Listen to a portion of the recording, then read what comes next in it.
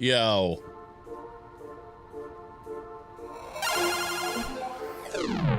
I am so hyped. I have been waiting. Today's the day. We are finally getting the Star Wars DLC for Powerwash Sim 2 underway. And nobody's here yet. Nobody's here yet. So I'm going to get this thing started without y'all because I'm not waiting. I told y'all in Discord to be here on time. And so here we go. I'm diving in without y'all. And you'll be here. It's Friday. I know y'all are going to be here. So we'll see you when you get here. And trust, I will have plenty to say to y'all when you get here. But you're not going to see this. And that's fine. The people who watch the VOD later are going to see this shit. Told y'all.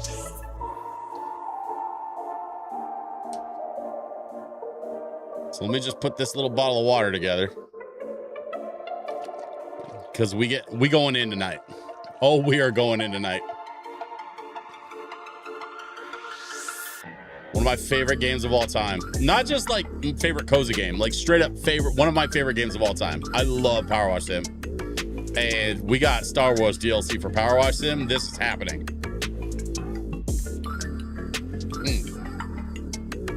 Yeah, this is happening. All right. No more waiting around. Y'all are taking too long to get here. So we're diving in without you. Let's go.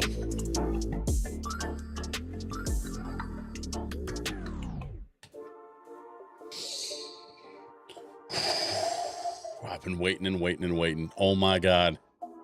So we are starting with the Lars homestead. Looks like it's been, I don't want to say it because it's kind of uncool to say it out loud like this, but,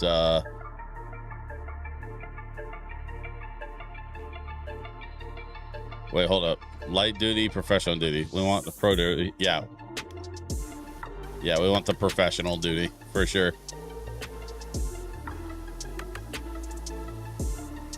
All right, fine. I'll say it. The place looks like it's been burned. It looks like it's been burnt out. And we're just washing the soot. Maybe a little bit of foreshadowing? Or does this game take place after New Hope? It's hard to say, really.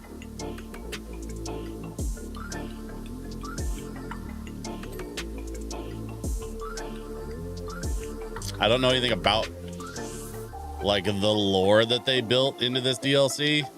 Like there's usually a little bit of lore to sort of like explain why you're there power washing in universe. Like there was a whole thing with the Adventure Time DLC where you're like one of the candy cleaners working for the princess or whatever.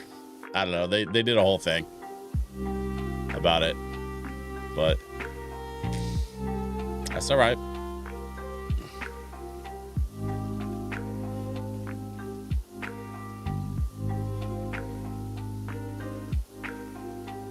As ever, huge shout out to my homies at Kiraga Records.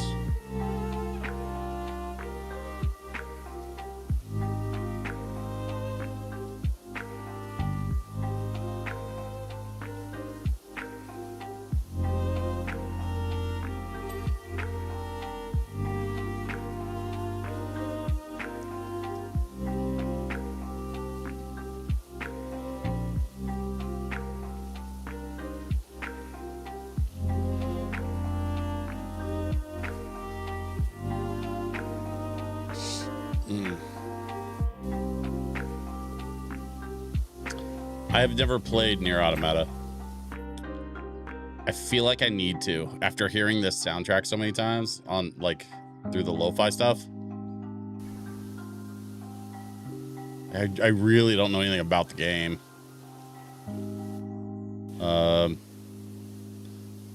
That's not true. I guess you're a robot. And you're missing parts of your memory or something, and you're trying to like find out what happened to you. I could be way off. I have no idea. I've never played the game. I don't know shit about it. Let's see. There we go.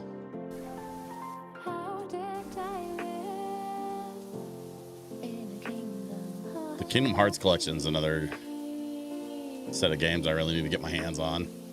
I don't remember if Kingdom Hearts collection had like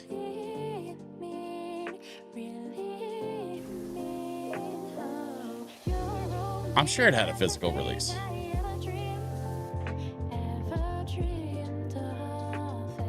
I just don't recall if it was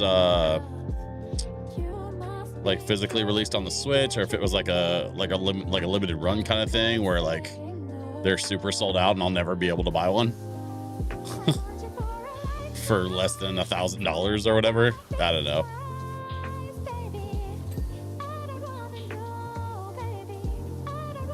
I've got a few thoughts banging around in my brain lately about how to change up my gaming situation. Definitely gonna be covering it for the YouTube channel though, so don't worry about it for now.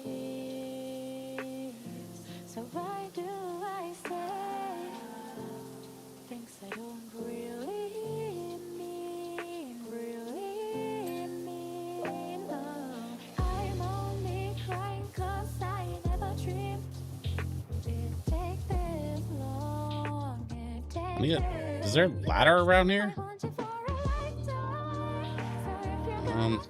Kind of.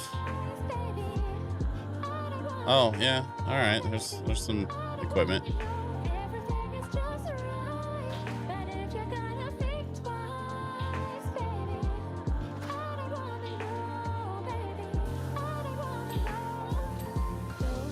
There we go. Don't think twice. Don't think twice, baby, don't think twice. If you want to take it to an even higher level, all you gotta do is say the word, you know I follow. If you want to take it to an even higher level, I don't. If you want to make it happen, nothing's impossible. All you gotta do is say the word and walls will crumble. If you want to make it happen, nothing's impossible. I want you for a lifetime, so if you're gonna think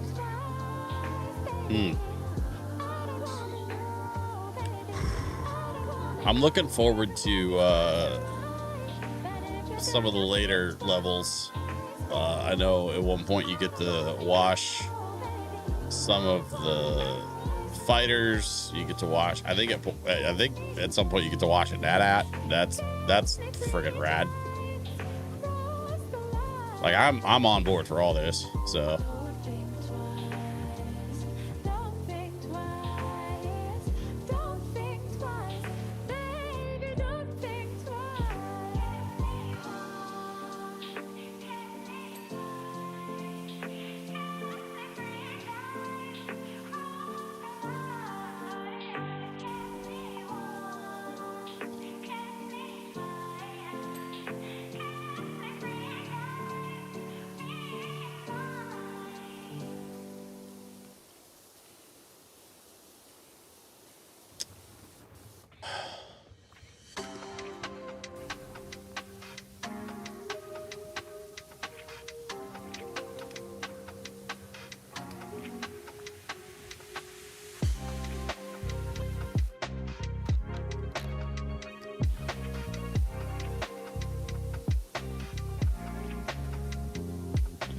Why do these look like companion cubes?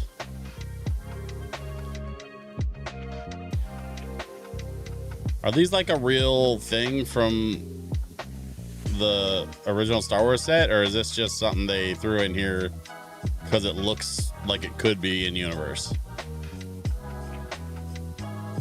Also, when are we gonna get Powerwash X Portal? Are you kidding me? How friggin' rad would it be to like run around and power wash a bunch of like testing rooms? And there's a whole like side quest lore thing where you like have to power wash a bunch of like blood from failed tests. And then you have to uncover like a hidden like company secret about like why you're having to power wash all this stuff and why they're doing the testing.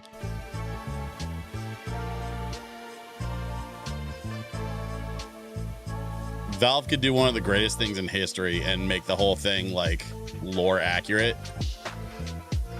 And they could even bring back like Cave Johnson and Gladys, obviously. I mean, maybe get Stephen Merchant back to do Wheatley from Powerwash Sim 2. Like, Stephen Merchant was amazing in that game, but he definitely recorded that when he was cheaper. I mean, Valve's got money. They could get him back if they wanted to, but it's gonna cost a lot more this time around, I think, than when Stephen Merchant originally recorded for Portal 2. Because Stephen Merchant did Portal 2. Yeah, well, no, I mean, I guess The Office kind of took off at that point. So, like, maybe they could, I don't know what he charged them. Or maybe he didn't charge them that much because he's, like, a big fan. I don't know. Obviously, I don't know much about the contract that Stephen Merchant had with Valve to do that second Portal game, but...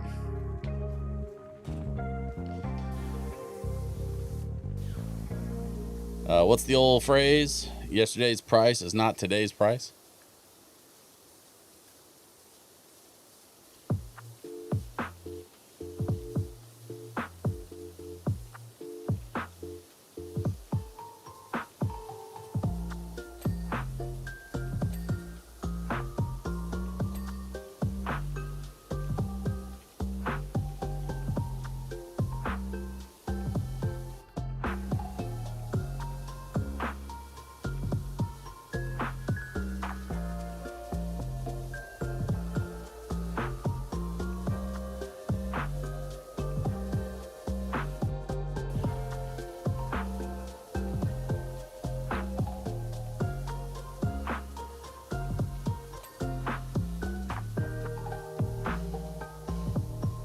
What's that? Pokemon Rustboro City. Okay. I've actually got a little side project I'm working on right now where I had to record some footage of the OG, like the original Pokemon Red. Game Boy era, black and white. Like OG Pokemon. Which is kind of wild because, like, I know a tiny bit about the franchise. I've seen a few episodes of the show over the years. I never actually, like, watched it. But, like, I know who some of the major characters are, right? Like, I know kind of who Team Rocket is. And I know about, like, Ash and the other one.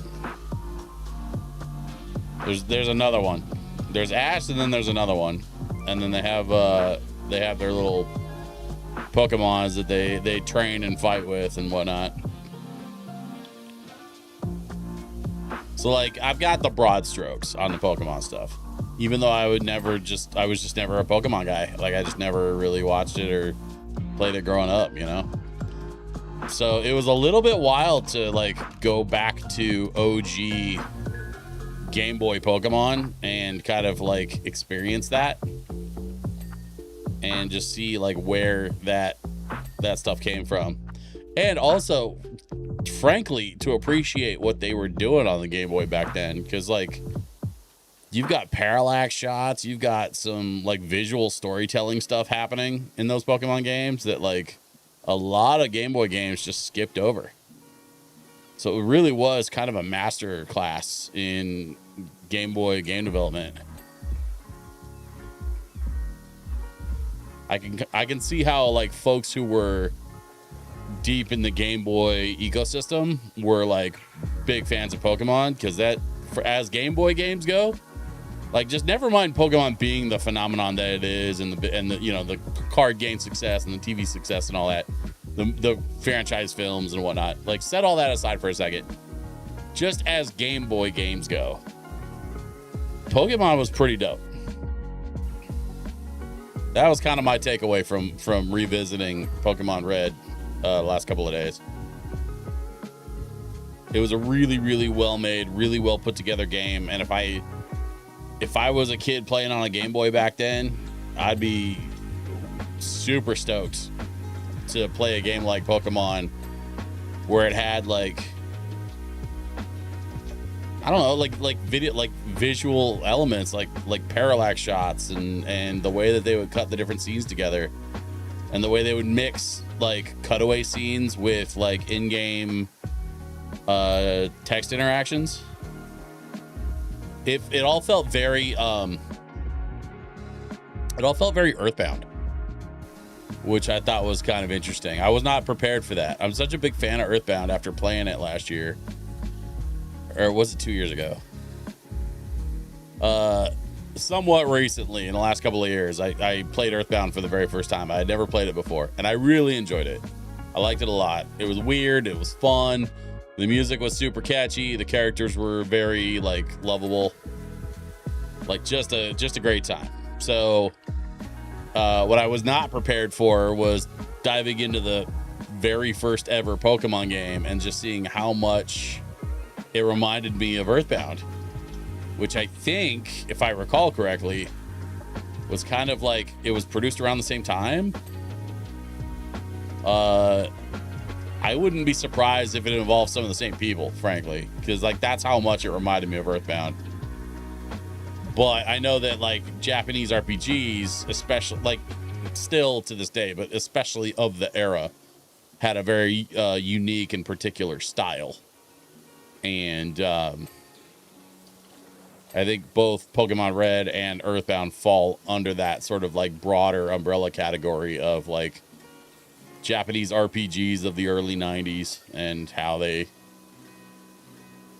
would deliver a story, you know? Makes sense.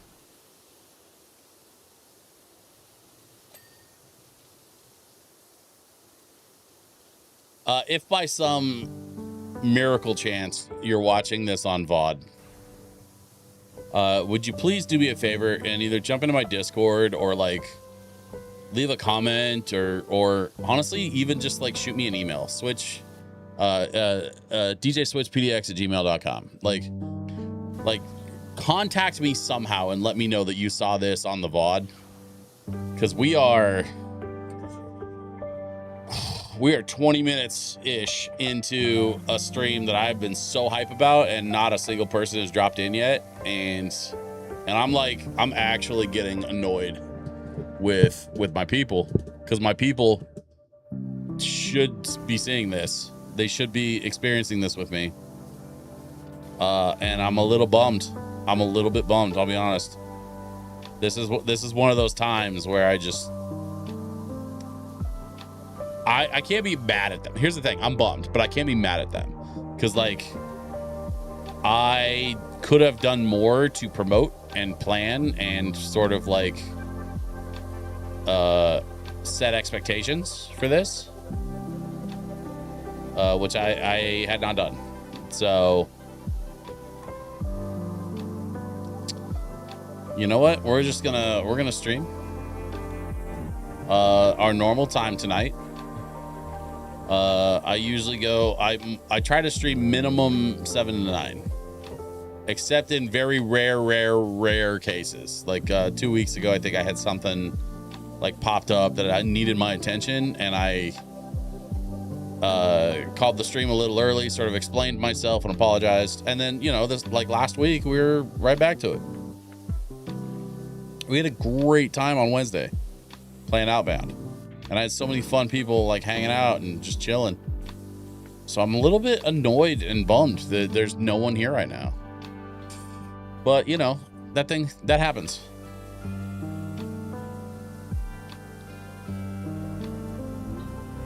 I'm just glad I'm playing Star Wars. That's I think the biggest thing for me. Even if nobody's gonna come hang out with me, like, I'm cool because I'm playing Star Wars Powerwash Sim.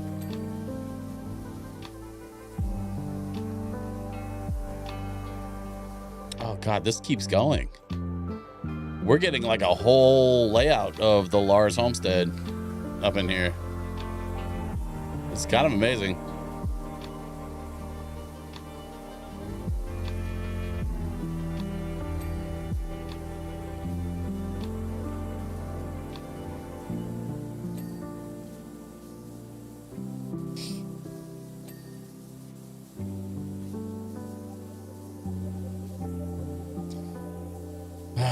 I see people lurking.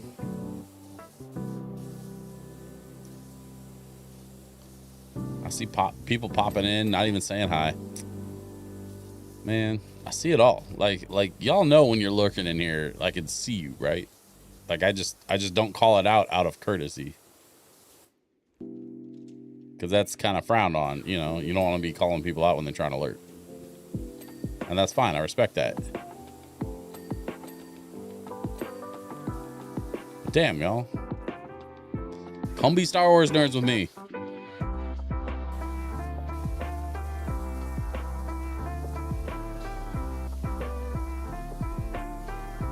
God, the design of this is so weird. And actually, you know what's really weird is like this entryway, this like archway right here, really reminds me of the Millennium Falcon. Like clearly was designed by some of the same set deck people.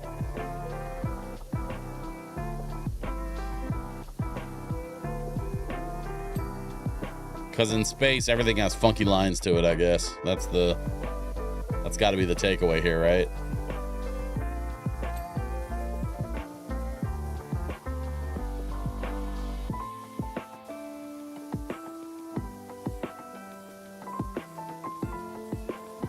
Let's see, we're just going to clean everything in this room real quick.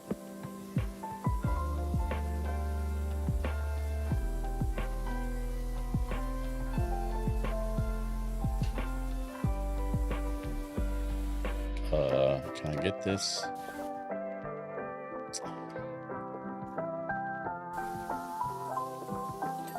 There we go.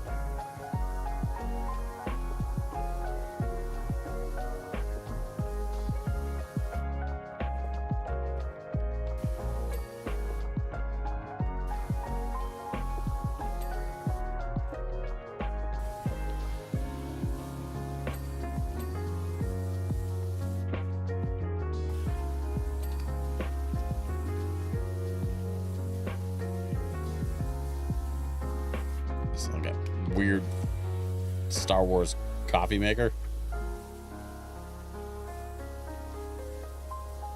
Or maybe it's like a food rehydrator, like in Back to the Future. That'd be pretty funky. What am I missing? Why am I not getting the? I don't know. Whatever.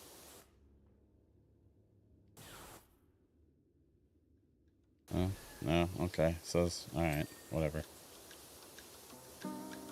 What is that? Kitchen wall light. Okay. weird emergency light thing.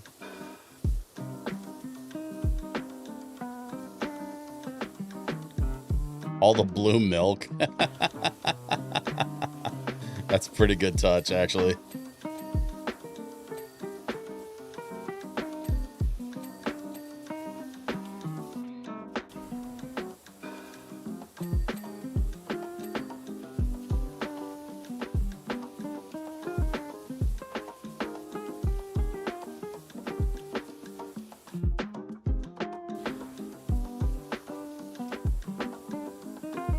Get underneath here because sure, why not? We get the buckets, all them sloppy buckets. There we go. And then whatever this bubble Roomba looking thing is down here.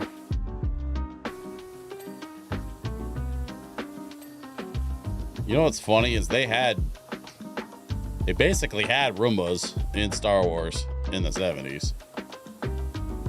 That's pretty much what modern droids are, right? Like little house robot things. And the thing is, like, those droids have personalities.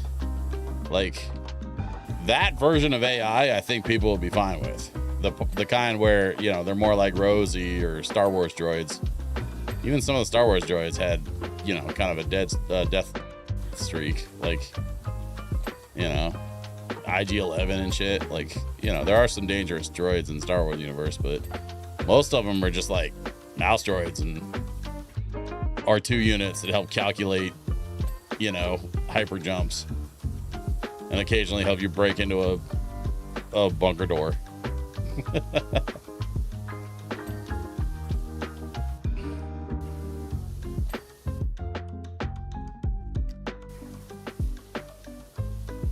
We gotta save the space teddy bears. R2, help me open this door so I can chuck a grenade in it.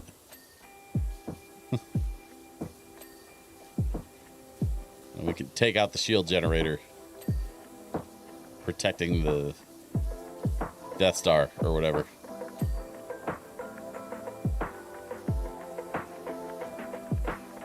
I haven't revisited the original trilogy in a long time. I think I need to. I think it's about time. I need to see what I can do about getting my hands on the Skywalker Saga. I've been putting off buying that thing for long enough.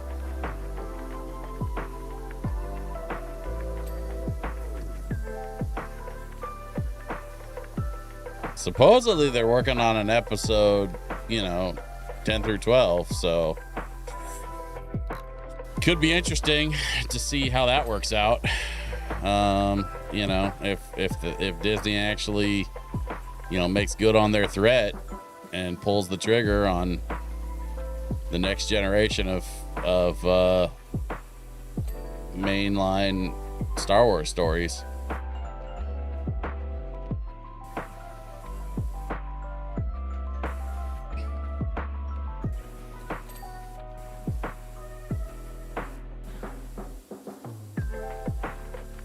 No more Luke, no more Leia, no more Vader. I'm gonna be so for real. They better not bring the Emperor back again. That was like, I try to be gracious with the sequel trilogy. Like, I really do. I actually, there's a lot about episode 8 that I really liked. There's a lot about episode 7 that I really liked. I liked parts of episode 9. But the whole bringing the Emperor back thing, that felt like a little bit of a weak. That felt a little weak to me. Having seen all of the ways that the Force can manipulate or be manipulated through, you know, like Clone Wars and Rebels and all the different, like, kind of wild adventures that have happened in the animated side of Star Wars over the years. And then they get around to episode 9 and we get what? Palpatine clone trying to come back from the dead. Oh, thanks.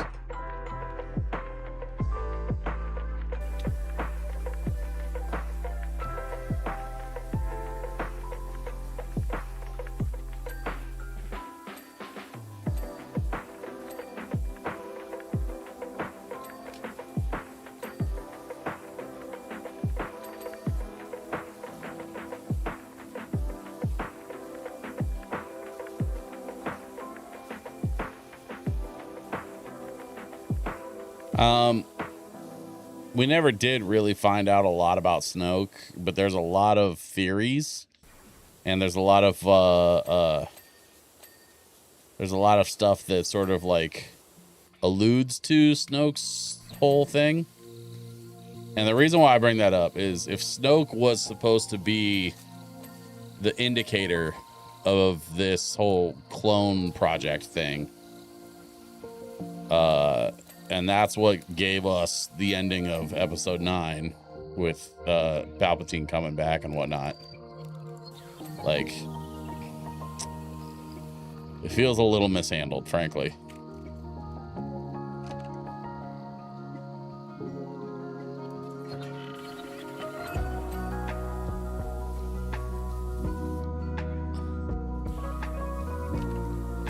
I mean, they had Leia, they had Han, they had Luke. Like, nobody was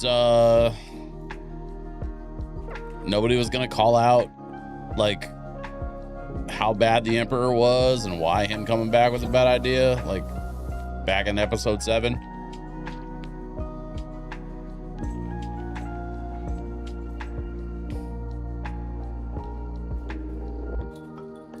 I'm not seeing much in here that I missed, so I think I gotta move on.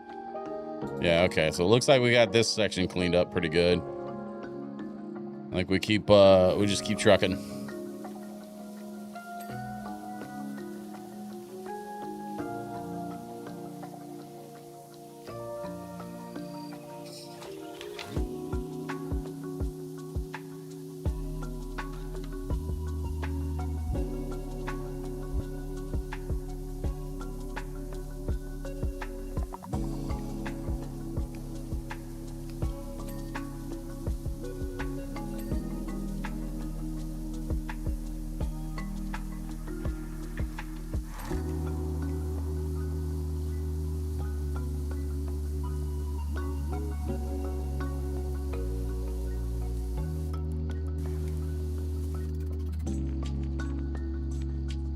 See, I got in there, but I didn't get in here, so I guess I gotta go here next.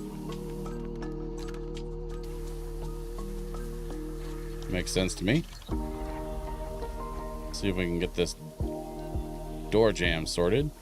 Looks like maybe I gotta get the other side here.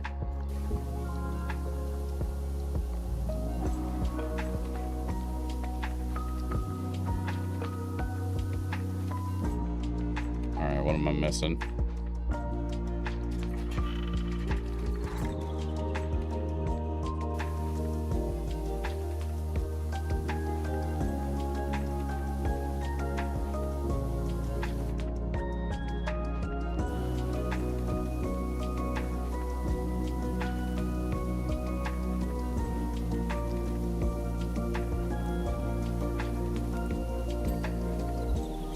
There we go.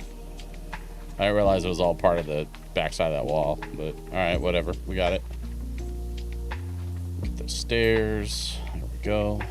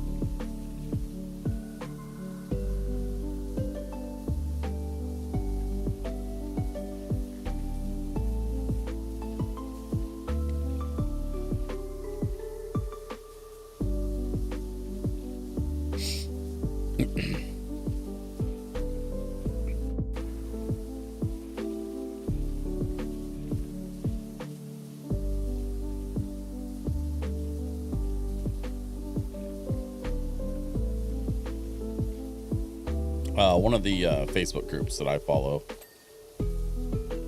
posted a sort of a question to the group recently, and they were talking about like what is the fandom that is the most divided between old fans and new. Like what's the fandom that feels like they can't please anybody because they're so split between their original audience and a new generation of audience. And like everybody was it basically drove a whole conversation about Star Wars versus Star Trek. Because those seem to be the two that everybody was arguing, is like, no, it's Star Trek, no, it's Star Wars. Me, I'm sitting back here just being like, Ghostbusters, come on. But the reality is Star Wars and Star Trek, I think, have the biggest fandoms. And I think Star Wars specifically, like if I had to throw my vote in the ring, like it'd be probably Star Wars, because Star Wars was its own thing for so long, kind of similar to Star Trek in a way, but like Trek had a lot more iterations, I think, because of the TV nature of Trek, versus Star Wars, which was literally 3 movies for 2 decades. So you know, like I really appreciate that Star Wars has had this like crazy renaissance, that there's all this other Star Wars stuff that's been made, all of it in universe, all of it in lore, like with a couple of very specific exceptions. Okay, like I'll grant you there's a couple of very specific exceptions, but for the most part, I'm stoked to see how Star Wars has sort of expanded on itself and become what it is today. For better or for worse, you know, they're not all winners. That's okay. I admit that as a longtime Star Wars fan. I'm not completely in love with absolutely everything, but I am one of those fans that is of the opinion that more Star Wars is always better than less Star Wars. I never could get my head around the people that are like, no, you're ruining it. No, they're not. They didn't ruin shit. The movies have always been the movies, you know?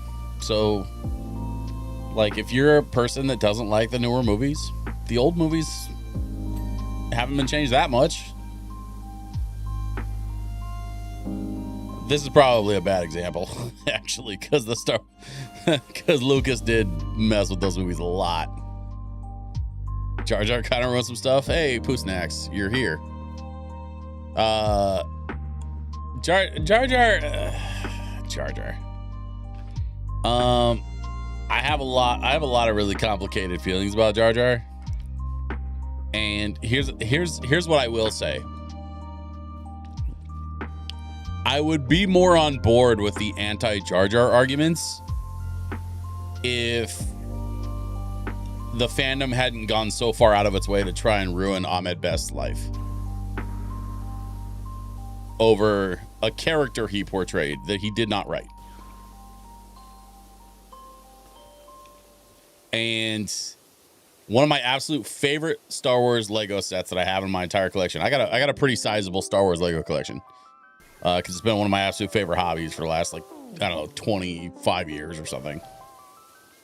And I think if I had to pick a favorite, not my absolute favorite, but like one of my favorites in my entire Star Wars Lego collection, is the little set of Ahmed Best as a Jedi saving Grogu from Order 66. There's like a little oh yeah, it's right here. Hold up, let me grab it. It's right off camera, because I just built it not that long ago. Here, let me. So I use these little dice trays to like build my Lego sets, but this is the little Lego set of I can't remember his Jedi name, but that Jedi that saved Grogu in that little scene in whichever show it was where they showed him saving Grogu from Order 66 at the temple. That's Ahmed Best, the guy that originally played Jar Jar. They brought him back as a Jedi specifically to like give him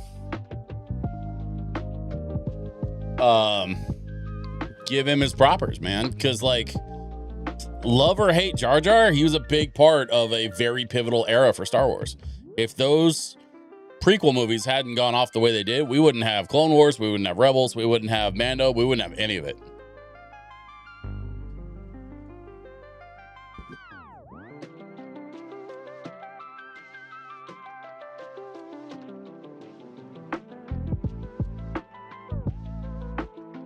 That was the point, though.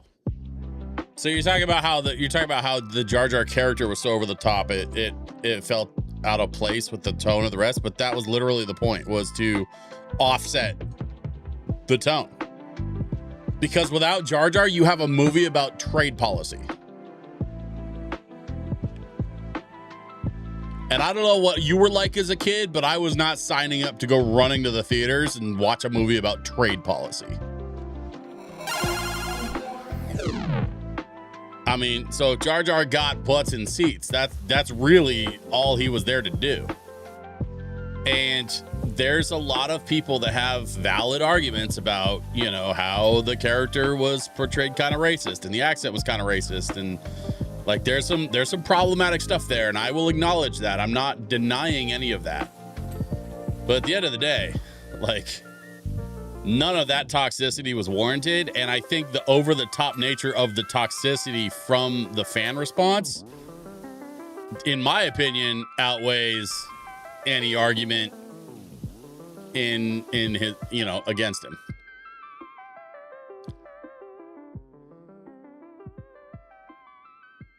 I felt the offset to 11 when 9 would have sufficed. I mean, sure. And then that's where, you know, I would also argue, like, you know, what did he have to go from? You know, like the prequel movies, you know, especially in the late 90s when Lucas was trying to put Phantom Menace together. Because remember, Phantom Menace came out in 99. So we're talking about in the 90s. Like, what was the blueprint for a character like Jar Jar? Was there anything at the time that could sort of like act as a sort of a deliverable guide for a character like that? Like, he was going for comic relief. He got comic relief. And I think the argument that a lot of people make is that it ruined the entire film, which I think is, you know, a little sensationalist and frankly immature. Like, if you didn't like him, you didn't like him. Okay, fine. But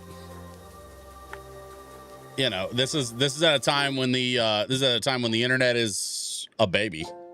Like, the internet was still, like, people were still getting CDs in the mail for like extra hours on AOL back then, bro.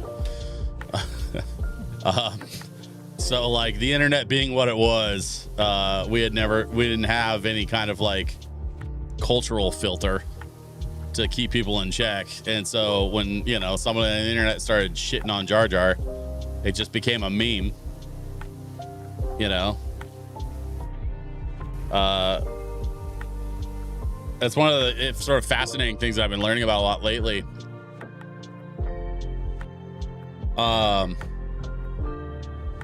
There's been some recent folks that have been diving into the history of internet culture and specifically meme culture. And there have been some sort of case studies and examples from the late 90s and early 2000s, before memes were a thing. And so like some case studies that sort of like dive into what, you know, the internet's role in like groupthink mentality was at the time, and how it played a role in, you know, ostracization. Nickelback didn't do anything wrong. People just decided it was funny to shit on them, you know, stuff like that.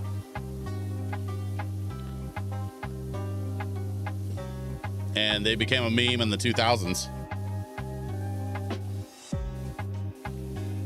And then because the internet doesn't forget, that meme stuck around for a lot longer than it should have. Like way past the point where it stopped being funny.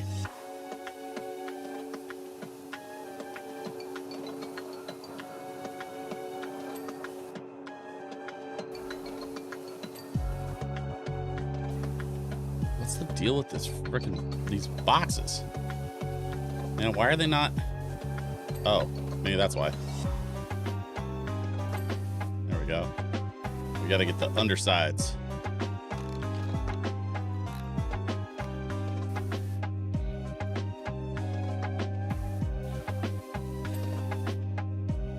Okay, there's that. Not seeing anything there. Not seeing anything else back here. Okay. There's a little something on that door. There we go. Okay, I think that room's sorted. So to me, 3PO was like a 3 or 4 on the comic relief scale. Jar Jar was an 11. If they pulled back just a smidge, I think I wouldn't dislike the character so much. Okay, that's fair. I remember the AOL CDs. Yeah. Hey, what up, Woody?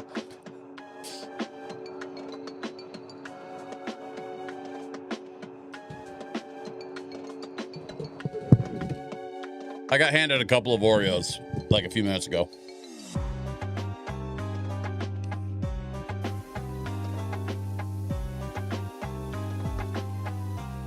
Man, I've been hyped. I've been super hyped about this Powerwash Sim DLC for Star Wars. And I said something in the Discord, and I tagged everyone. And I said, all right, everyone, try show up on time, you know. Like, this was a big one for me, and I've been sitting here for damn near an hour before y'all showed up. Pooh Snacks, you are the first person that said anything in my chat tonight.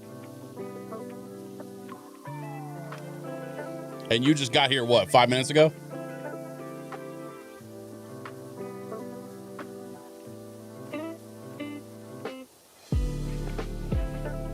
Like, we usually have a pretty good room going. So, like, I'm trying not to be, like, upset about it. But, man, if I'm going to stream to an empty room, I might as well just be sitting here playing video games and watching YouTube.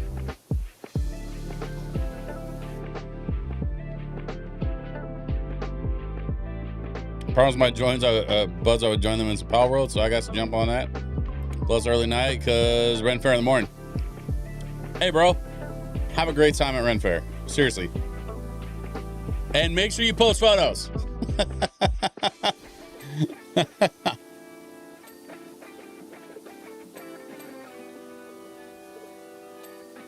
Shit, now I feel bad. Nah, I don't feel bad, man. Listen, here's the thing, Pooh Snacks. I'm annoyed at the situation, but my stream does not begin or end with you showing up, bro. This is not on you at all. In fact, I would argue you show up more than most. Like, don't even sweat it, man. I know Woody likes to drop in and lurk sometimes when he's like getting ready to do a thing or prepping for a show or something. I'm always happy to have Woody hanging around. No, Woody, I mean, here's the thing, guys. I wouldn't, if I was mad at you, I wouldn't be talking to you about it.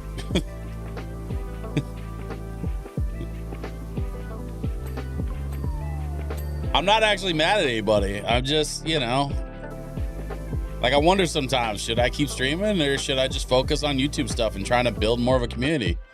I can always come back to streaming. I'm not going to like rage quit and just be like, fine, fuck it. I'm taking my ball and going home. Like that ain't me. It's not about that shit at all, man. I just, you know, I just wonder if I should be editing right now. Because I have projects that I need to be editing, and I want to be working on my own shit. So, like, it's always tough to tell sometimes whether I should be streaming or editing or, you know, how I should be like using my time to try and build this thing.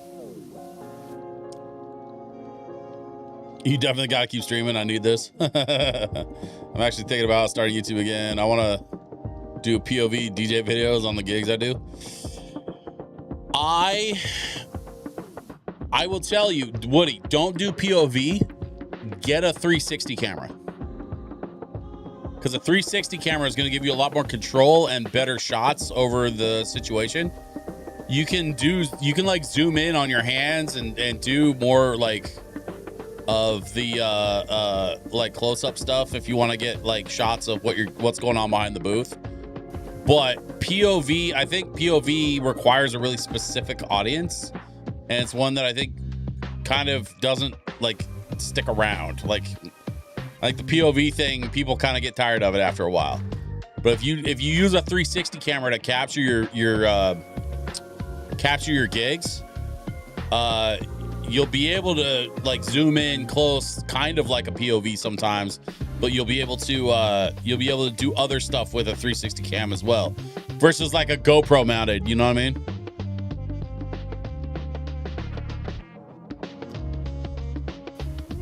I kind of want to post all the hostile encounters, bro. Yeah. There's definitely an audience for that too, man. Like people love those kind of like those like caught on camera type videos. It's wild to me that you'd have like a GoPro strapped to your head and people still come up and just be acting like assholes, like straight to your face, knowing full well there's a camera on your head, like capturing everything in 4K. Drunk people arguing with me. I have a neck mount now. Right on. Hey, Poo Snacks, thanks for dropping by, dude. Good to see you. Have a good time at Ren Fair, my guy.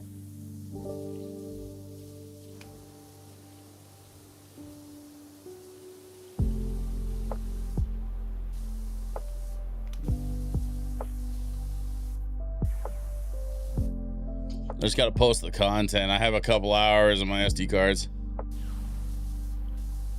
Yeah. For some people, that's the hardest part is posting it. I have this weird thing where my anxiety like gets in my way when I go to make the shit. So like sometimes I'll start making something and I won't finish it. But once I finish something, I usually don't have too much trouble posting it, because like by the time I get to the point where something is finished, I've already kind of jumped through all the hurdles in my brain. Editing sucks. You know what's funny? I've learned to love editing so much more since I got this device. Actually, it's sitting here on my desk. I'm gonna show you. Dude, the next time you have an extra like $180, go get one of these. It's called the Tour Box. Mine's a little bit dirty. I gotta clean it. But this is called the Tour Box. Actually, you can see the logo right there in the corner. Tour Box. This is the wired version. It's less than $200. It is a video game controller for your editing software, and it's fucking phenomenal. I now edit basically with one hand on this and the other hand on my mouse, and that's my whole editing setup. And this thing with all the knobs and dials and shit and the buttons, every one of these you can click. So like you can click the wheel, you can click this button over here. That clicks in as well as rotates. Like there's so many different functions, and the best part is the software for this comes pre-set up for most of the major editing software. So like whether you use Premiere Pro or if you use DaVinci Resolve, I use DaVinci, and all of the DaVinci, I've literally modified one control on here to fit my editing style. All the rest of the DaVinci controls on here, I've kept stock.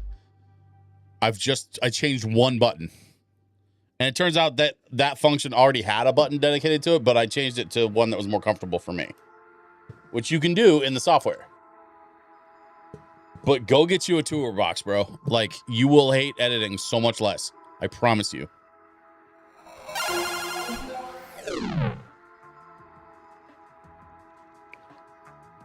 It's wild to me how many like video editors out there like there's this weird split. Like there's a bunch of editors that like swear by stuff like that, like a tour box or a speed editor or like a little box that's like purpose built for editing controls. And then there's other editors out there that have been doing it on mouse and keyboard so long that once you introduce like a dedicated device, they just go back to the mouse and keyboard because that's what they're used to. And so like there's this weird split of video editors that I've seen on YouTube. Some of them really love the tour box and some of them really hate it because it's not a keyboard, which is wild to me. Like I don't know who looks at a modern computer keyboard and just would rather use that for editing. But, you know, each their own. Whatever gets the job done. That's like the hardware you use for editing is like one of the smallest, least important parts. So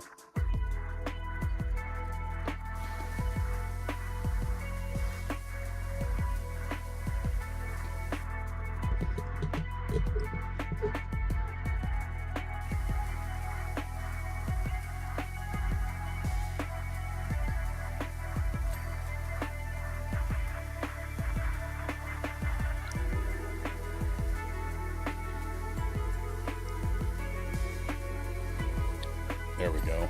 Come on now. Hell yeah.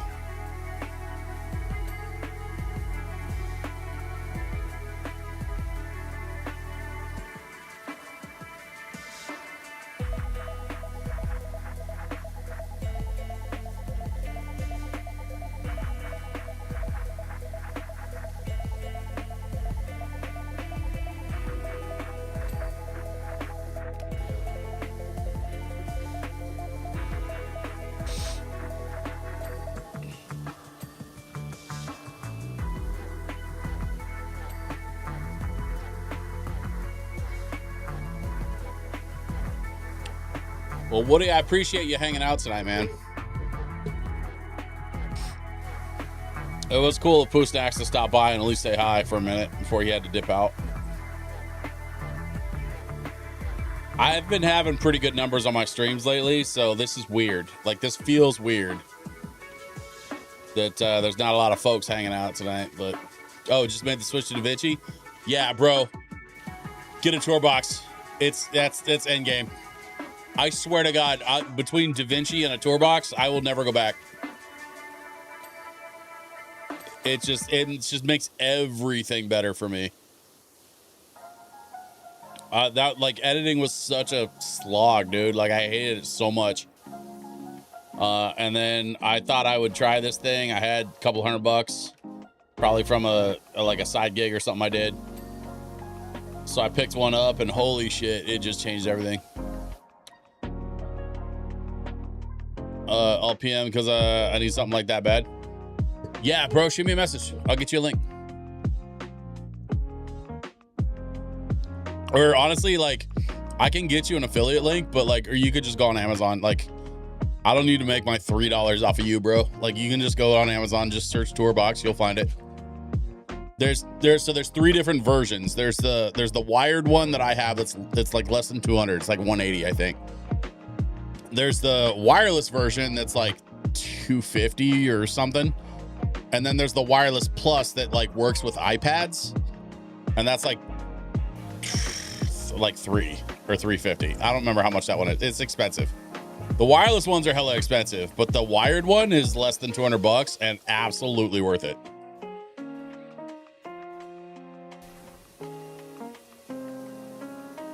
And I don't really care. Like I've got my whole desk rig going. Like I don't care about wired myself. Like I don't need it to be wireless.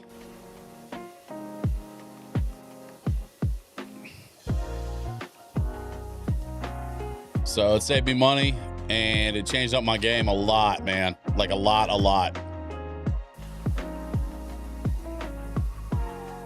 One of my buddies was trying to convince me to pick up a it's called a speed editor. It's like a little miniature keyboard thing with a jog wheel on it that Blackmagic makes for DaVinci.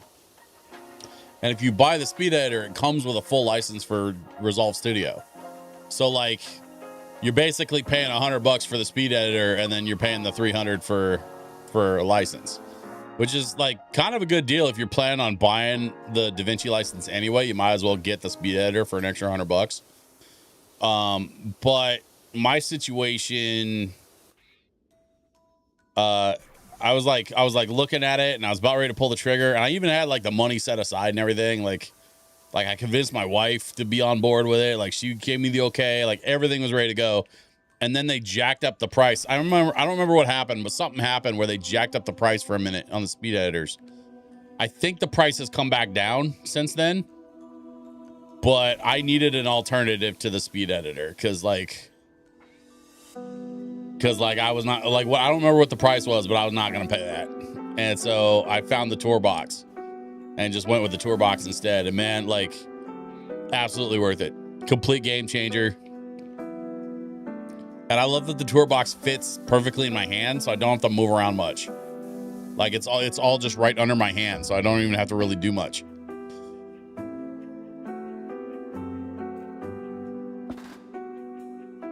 Yeah, the speed editor is cool. It's like a little mini keyboard thing. It's all right. It reminds me of you know what's funny is when I was in high school, when I was video editing in high school, we had these VHS reel-to-reel like editing systems, and there was a transport, like a physical transport controller for these VHS editing suites, and it looked a lot like that speed editor that they make for DaVinci Resolve, where it had like the wheel, the jog wheel on it, and then you had the fast forward and rewind control on the ring on the outside of the wheel. I literally think that speed editor was built based on those old editing transport controls for the old VHS systems.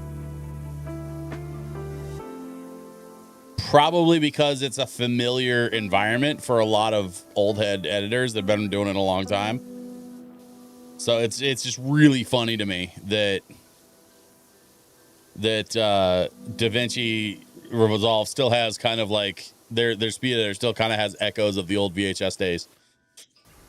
And I stopped editing video for a long time, dude. Like I did it in high school, graduated in 02, and then I stopped really editing video for probably the better part of a decade, honestly. Like I think that my next video project after that was like 08. I did a thing. No, it was 09. I had 2 video projects I did in 09 that were like the first projects I tried to even touch after high school. So like a lot of that stuff, you don't use it, you lose it over time. So like, even though I've been editing video for a good chunk of my life at this point, it has not been consistently. So like I could like sit here and claim that I've been editing video for 30 years, but that's not true. Like I have kind of, but there have been like almost decade-long gaps in between, because like my next project was 09, and then I didn't really start, like I tried to do a little bit here and there in the 2010s, but I really didn't start editing consistently on the YouTube channel until I started the YouTube channel in 2018. And even then it was like a few months of consistency and then I fell off again. So man, like I am not God's gift to editing. I have a long way to go, but having some of that OG experience helps, you know what I mean? Like at least I'm not completely, baby deer in headlights, first day type shit. Plus, there's a lot of great tutorials on YouTube and shit. Actually, bro, if you're using DaVinci Resolve, you need to be following Daniel Batal. B-A-T-A-L. Daniel Batal. B-A-T-A-L. If you're not watching that dude on YouTube, like, you definitely should be. So he's this like long-haired rocker type guy. And, like, I love that guy because he reminds me of like half the people I worked with at Guitar Center back in the day. But he is absolutely brilliant when it comes to DaVinci Resolve, and his entire YouTube channel is like just excellent tutorial after excellent tutorial. And he does a lot of them in shorts. So like you can watch vertical shorts where he just teaches you stuff real quick. And it's genius.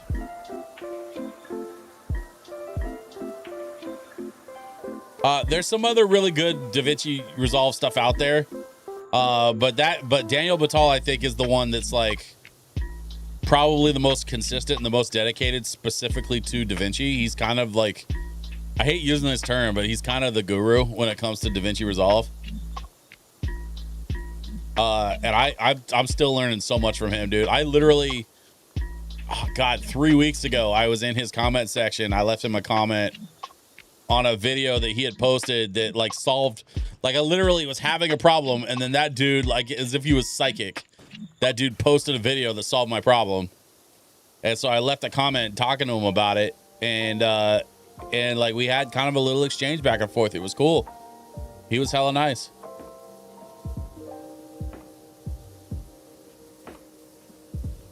Like, I know that's what comment sections are for, but especially with the bigger YouTubers, dude, if you're not up hella early to like catch them in the comments before the comment section gets overloaded, like you don't usually get replies from cats that have millions of followers, you know?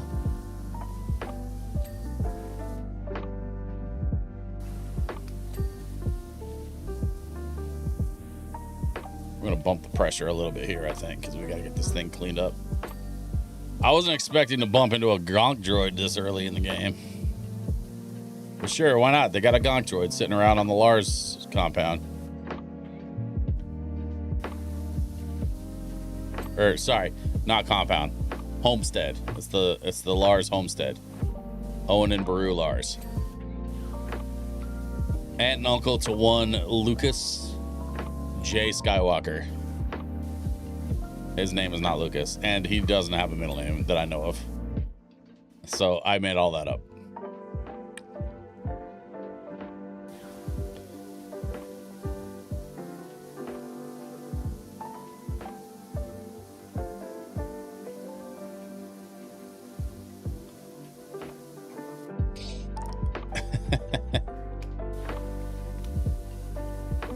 Getting chat in a bit. It was nice talking. Hey, Woody, it's always a pleasure, my guy. Good to see you. Oh, dang. Whoa, the gonk droid woke up. Hey, there he goes.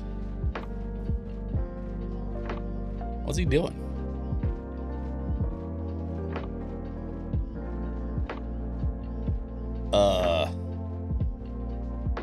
Is he just walking around? I'm gonna keep cleaning, but I want to keep an eye on him.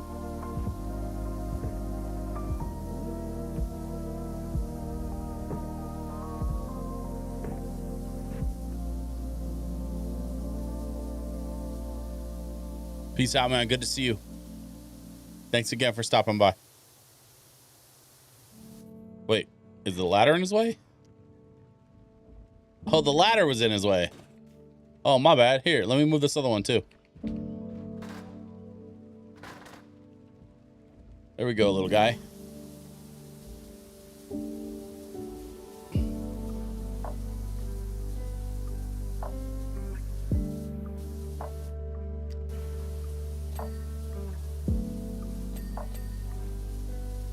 I don't remember what this droid does, but I know that this droid came with my Aunt Brew action figure that I got from a friend of mine way back in the day.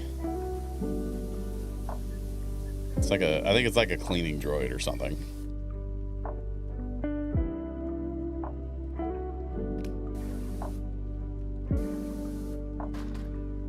Bro, really?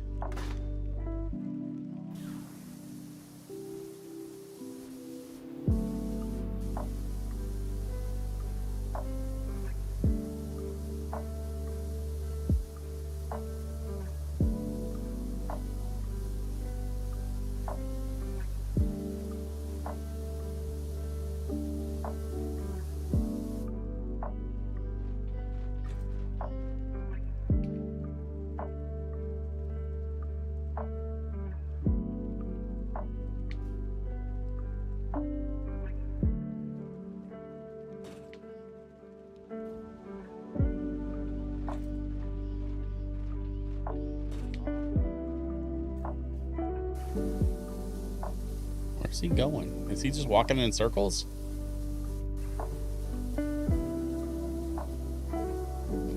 Yeah, I think he might just be walking in circles. He's coming right back to where he started from.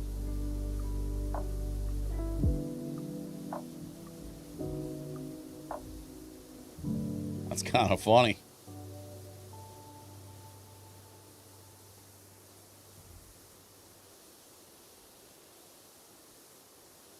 Huh.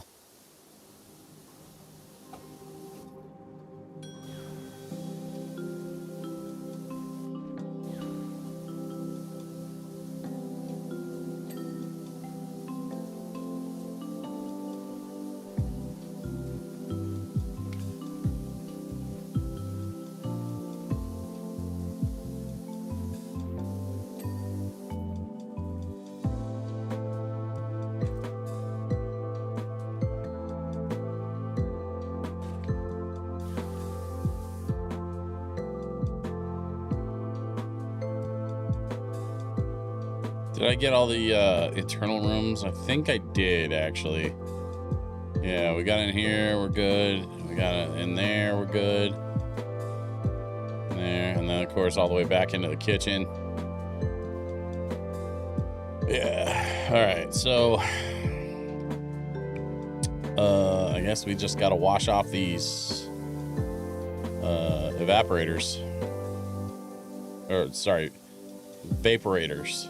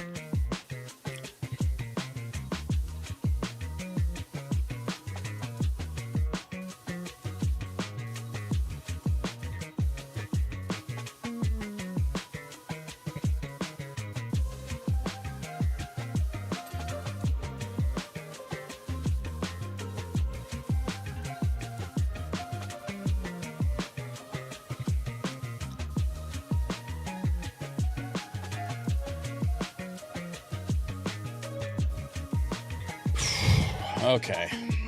I think I have an idea for my next YouTube video. And we're going to talk about digital ownership. Yay. No, I think I want to frame it differently, though. It's not going to be necessarily about digital ownership specifically. I think the conversation I want to have is more about like owning my media and supporting companies that allow me to own my media as much as I can. And I think what that's going to mean going forward is I'm probably going to be getting more and more invested in like Nintendo, because they're still doing kart games, and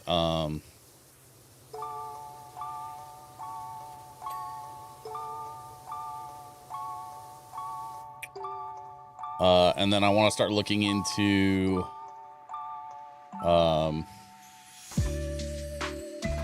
some of my own like cloud solutions and stuff, like self-hosted, like, you know, like from a NAS. I just built a little home server, and there are some things about that home server that need that, like, I need an excuse to sort of expand on the home server, because there's a lot it can do that I haven't even touched on yet. So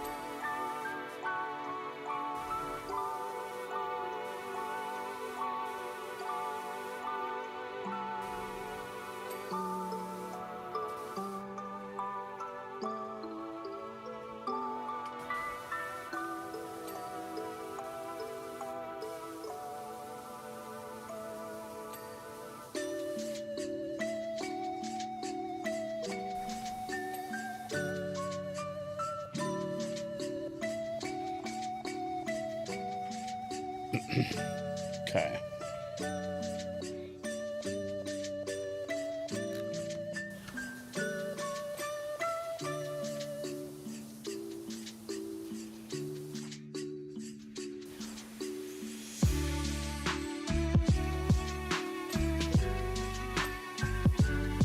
Okay.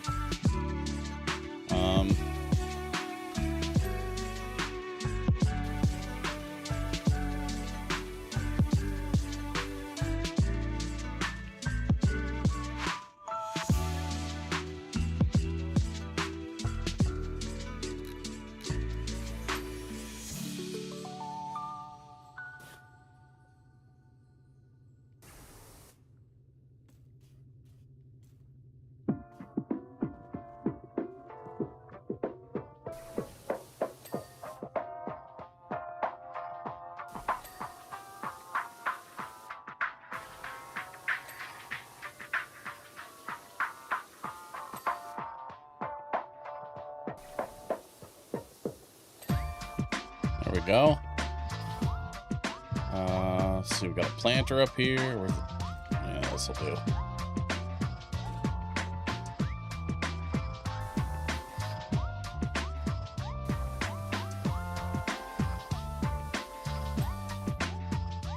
Okay. That thing, I think I can get it from here, probably. Nope. Not good enough. All right. Well.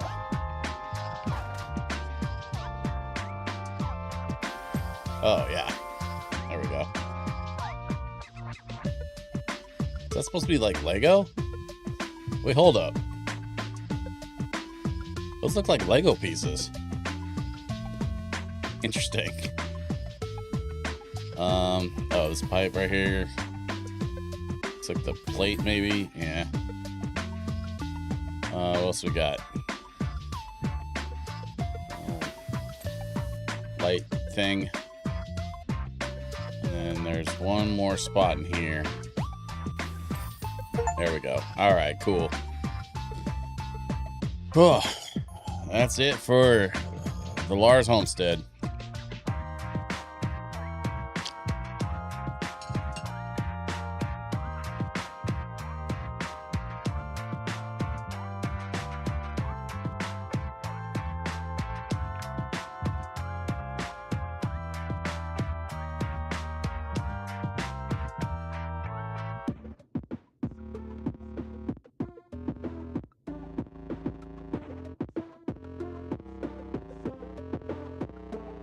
All right, so it's 8:30.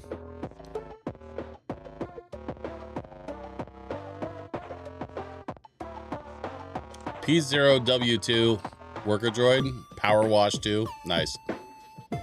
Great job, P0. Uncle Owen says you're heading into Mos Eisley next. I'd give you a lift in my speeder, but I'm not allowed there. Besides, I can feel the rumbling of a sandcrawler approaching, and Uncle Owen's gonna need me for any negotiations. Don't do it, Luke. Don't do it.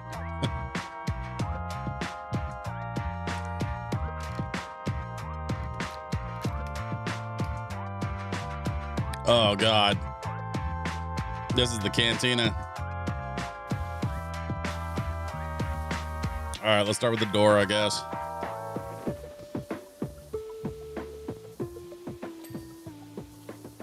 I'm a little bit curious if they put any like blaster holes in the booth in the back where Han shot Greedo.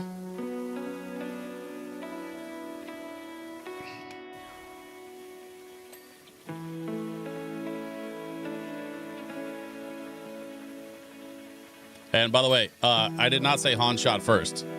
Han shot. That's the end of that sentence.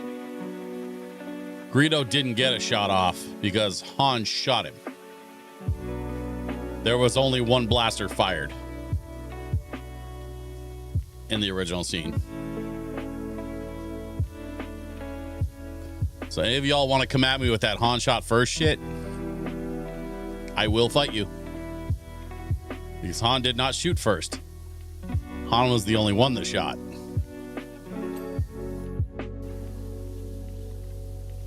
There was no second.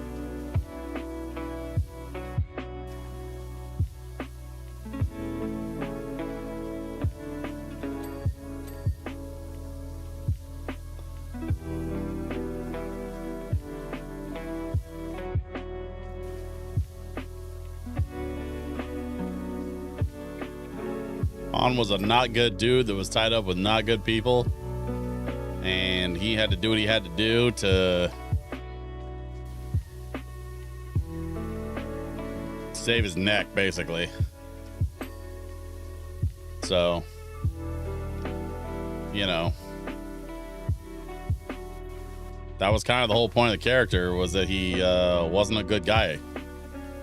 He became a good guy eventually, after he sort of found his new family in Luke and Leia and them. But before Luke and Obi-Wan approached him at the cantina, he's not a good dude, and that was kind of the whole point of the character. I'm very biased. I did read the books in high school. It's what reading the books for the original trilogy is what took me from being a casual Star Wars fan that liked lightsabers and space battles and a few of the video games to being like a full-on hardcore Star Wars like monster fan. It was reading the original trilogy that turned me into the Star Wars fan that I became at the time. And man, it's such an incredible story. especially when you understand all of the careful like nuance and subtlety and all the stuff that basically gets skipped over in the movie. There's a lot of stuff in the movie that they ended up leaving on the cutting room floor, or just didn't bother to shoot, or took out for the sake of time, because movies had to be a specific length back then.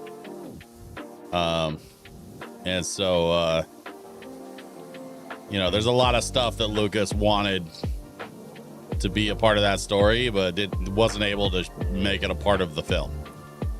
And so the novelization of the original trilogy lays all that bare, and it is crazy. The different, like, there's a lot of subtle differences. There's not so subtle differences. Like Luke was Blue 5, not Red 5 in the original Trench Run. In the book, I think they changed it to Red 5 because of the blue screens they were using.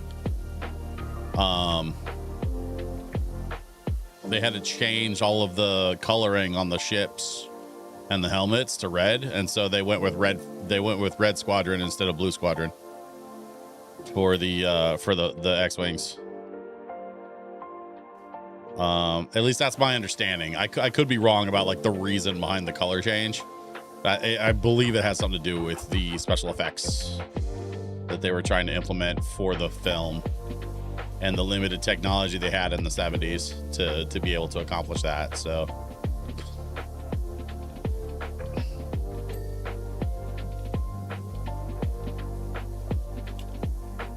but yeah, the books were incredible. Oh my god, it's too bad nobody's around to hear me talk about them. Oh well.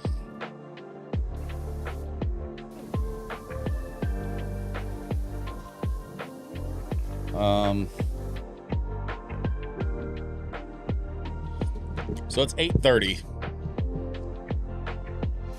I'm gonna give it like another 20 minutes. And you know what? If people are busy on a Friday night, then people are busy. And it sort of is what it is.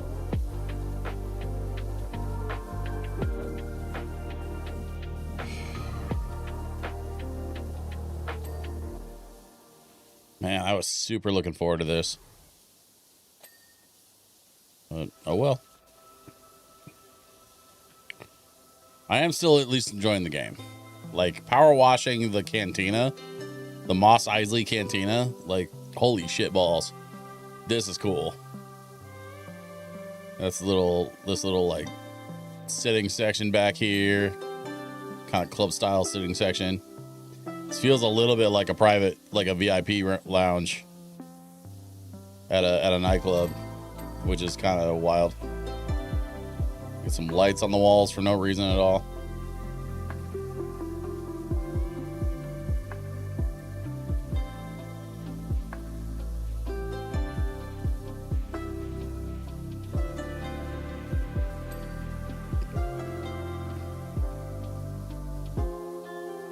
Okay, there's those. And then we go with that.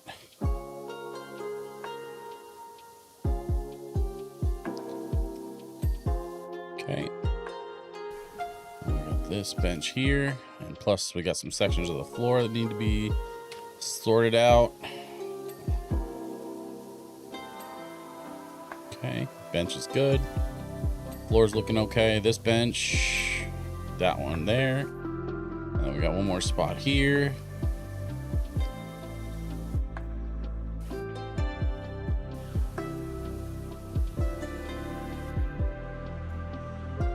I'm not seeing anything. So maybe that must do it for the, maybe that's it for the alcove? Wait. I know that hat. And I know that gun. That's Cad Bane's hat and Cad Bane's gun, I think. Interesting. Oh, very interesting.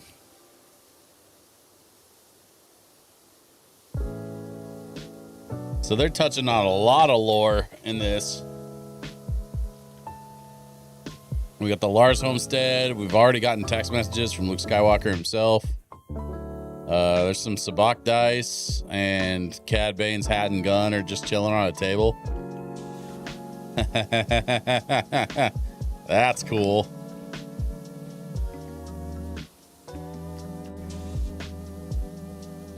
Cad Bane as a character is so insane. Like, I'm really bummed that we didn't get more of him in live action.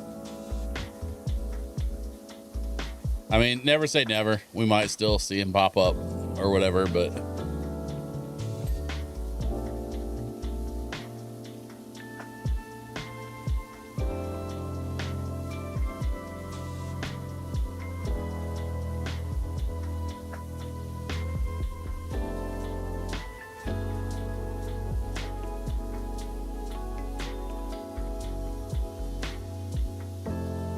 it's funny. I was just talking to somebody. I don't remember who I was talking to, but I was talking to someone about how I really wanted to see. Oh, you know, I take it back. I do remember who I was talking to. About how I really wanted to see The Mandalorian in a duster. Like, we were talking a little bit about like how The Mandalorian is so deeply like Western inspired, like spaghetti Western inspired.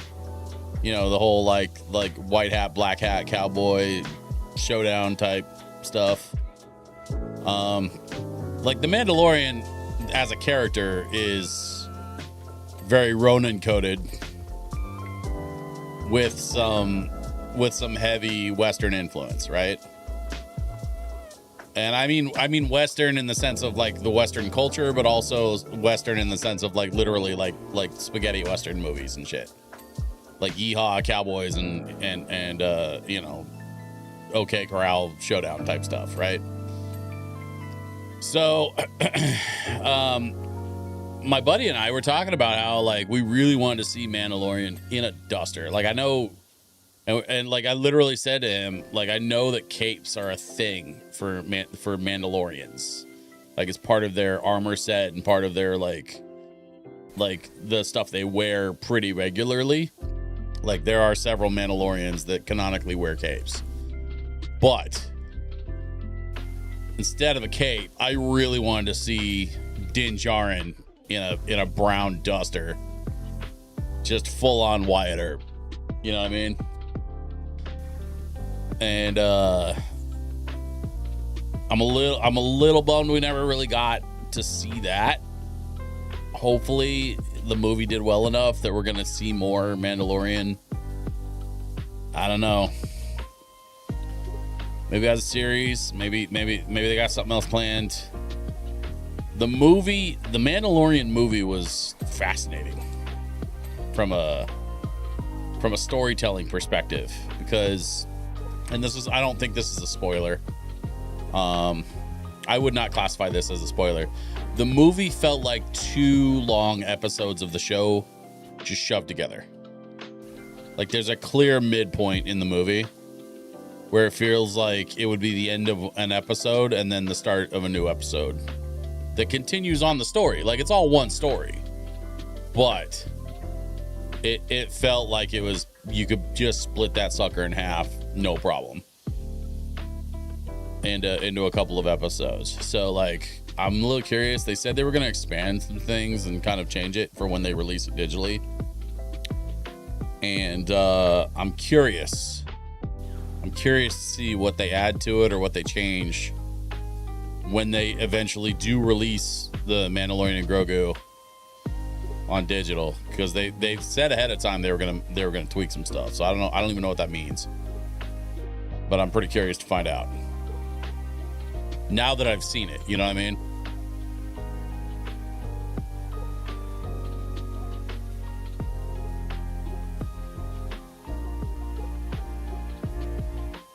And it was good. You know, like, that's the only other thing I really want to say about it. I don't want to, again, not trying to spoil anything, but just in case, on the off chance that somebody actually does watch this.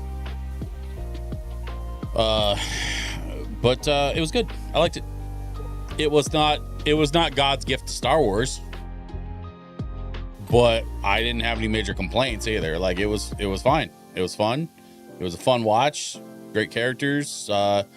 They introduced some kind of cool like new droids and shit. Like, you know, there was some fun stuff they added to the universe that was like, you know, like the armored AT-ATs and stuff.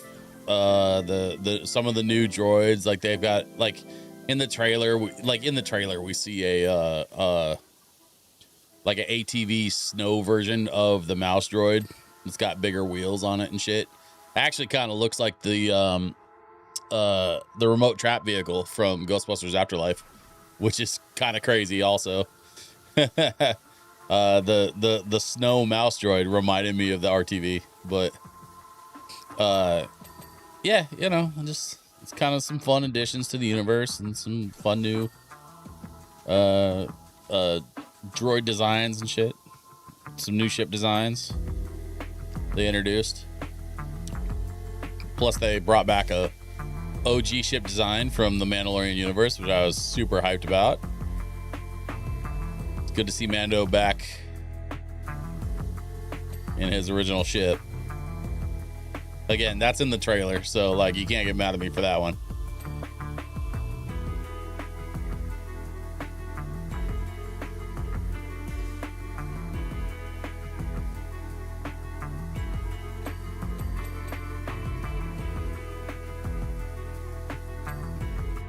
Whoa, okay. We got sconce. Anything else? No, doesn't look like there's anything else in this little cubby here. It's funny that the cantina is just this like little series of like alcoves and little like drinking booths. People can have a bit of privacy, but it's open, so like, you know, in case something goes sideways, some shit happens, you know, the staff can see it and deal with it accordingly. Where are we at? Jesus, we still got this whole other side to do. All right, well, let's finish up this doorway at least, and then maybe hit this back side of this. Can I get this thing? Come on, you gotta let me get this thing.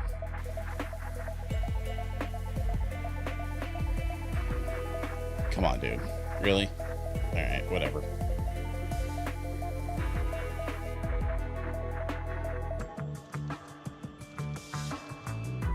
I see nothing. Is it just the wall?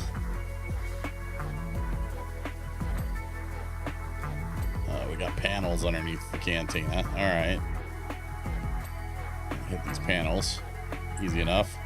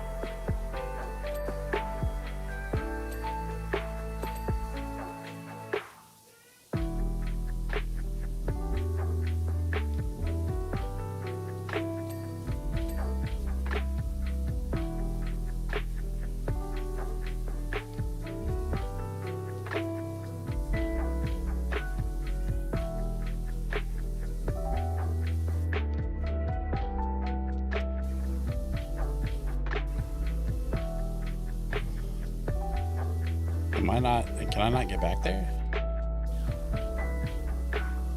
No, I can crouch and get back there. What am I talking about? Of course I can get back there.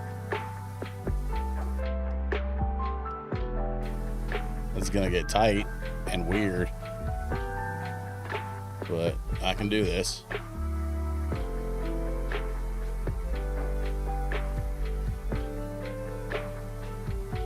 It is a little weird listening to Zelda music while playing a Star Wars DLC. Not gonna lie, this music doesn't quite fit, but it's pretty and I like it, so I'm not turning it off. This is off that first Zelda album that Save Point did. I keep wanting to call him Rob.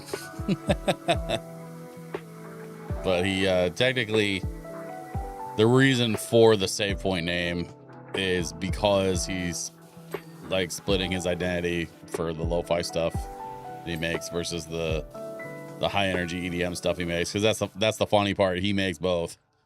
He does EDM and dubstep stuff, and then he also does the lo-fi stuff. And so when it's lo-fi, he just, he goes by a different name.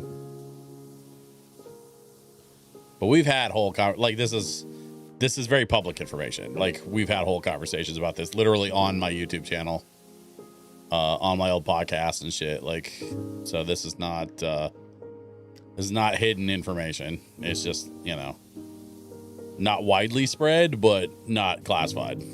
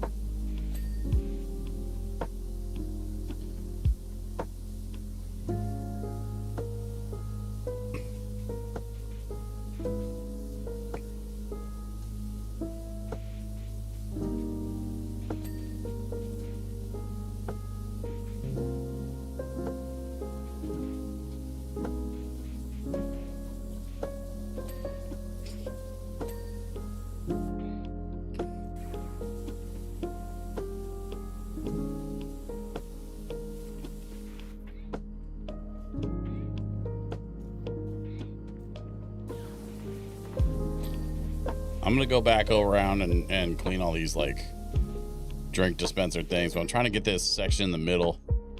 I feel like I'm missing a bunch of spots. Oh, this would probably help too. Yeah, there we go. All right, so I get the trim. Did it go all the way around? Oh shit, I think it did. Yeah, it definitely did. All right, cool. Well, we got the arch. So we'll spray down the arch.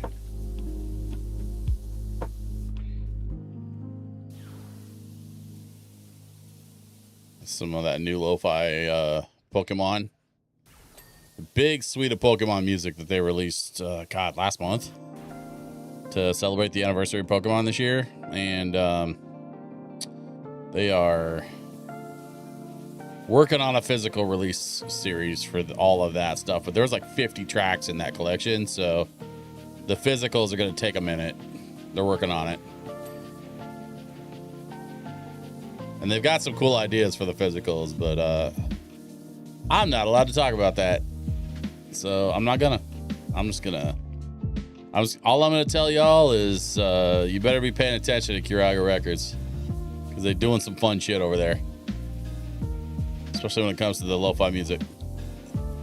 All the lo-fi and jazz stuff that you hear on my streams, like pretty much all of it comes from Kiraga, because they're the homies, But also, not only do I like to support my homies, but I think they have a really fun approach to what they do. And so, like, I'm a fan regardless.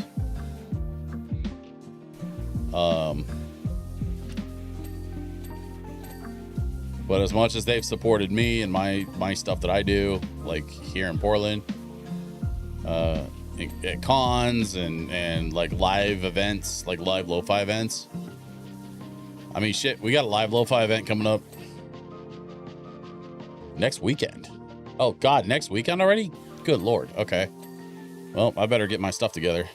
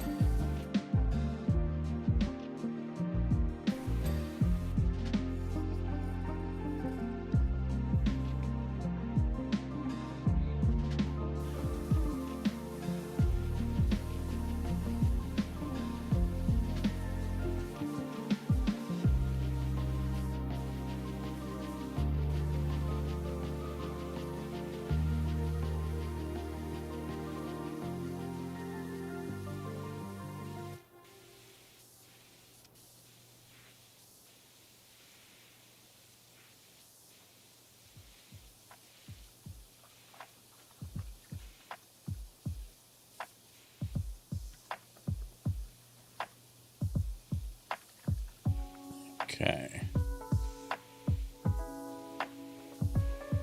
Making some progress on the overhang thing. Let's see.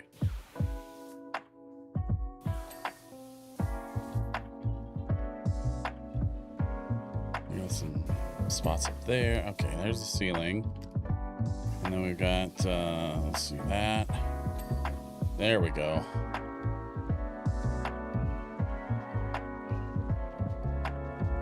Not see anything on the machines. Obviously this inner wall here. There we go. Okay.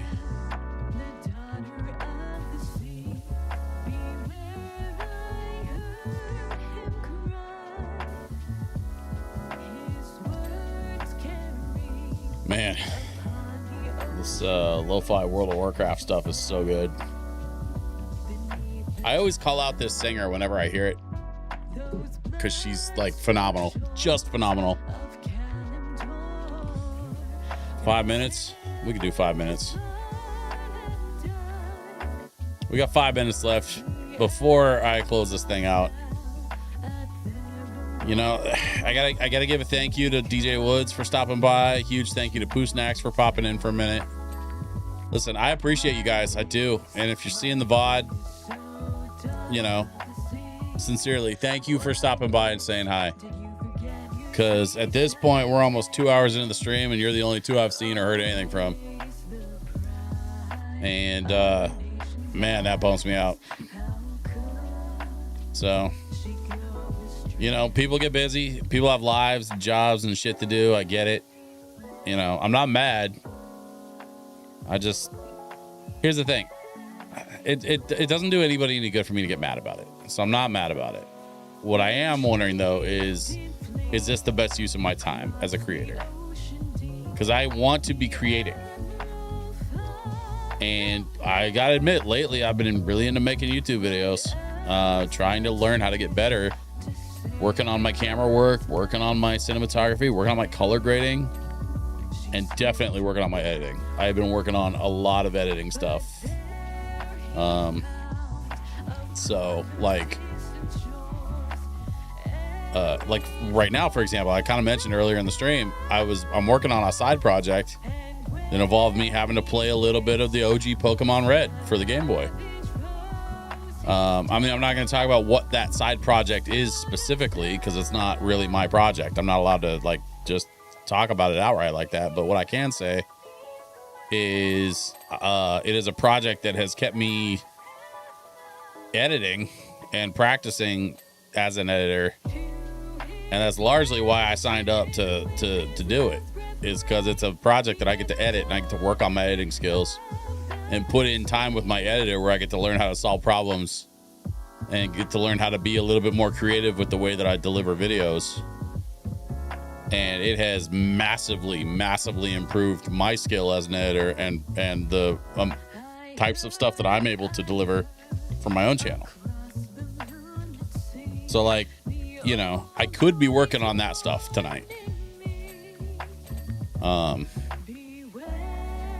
I mean, let's not get it twisted. I'm gonna play the shit out of this DLC. Like, Star Wars Powerwash Sim, come on. I'm gonna play this a lot. But, you know,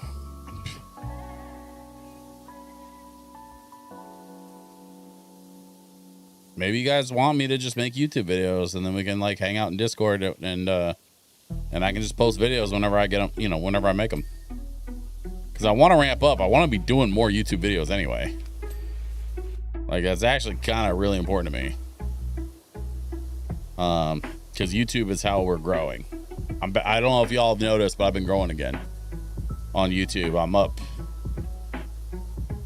I'm up almost 200 subs from where I was 2 months ago. And that's really encouraging. It really makes me want to make more YouTube videos. And so, I don't know, man. Maybe that's what I should be doing.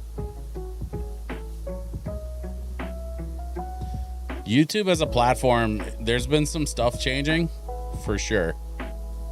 But I feel like I've been on the platform long enough at this point that, like, I should be growing by now. And I got nobody to blame but myself. Like I would be growing more if I was cranking out more content. I know that. I've had a lot of my own stuff going on over the last couple of years. But I'm kind of in a place now where I feel like I'm ready to just sort of like tackle this thing and try to like make a real go of it. I don't know. Anyway, if you've been watching the VOD this long, thank you. Just, I appreciate you. You know, leave me a comment. If you're watching this on YouTube, leave me a comment. If you're watching this on Twitch, you know, either leave a comment or honestly, any of y'all can shoot me an email, djswitchpdx@gmail.com and tell me. Hey, Shiakun, good to see you, my friend. How far am I? So I'm on the second. So the first level we did was the Lars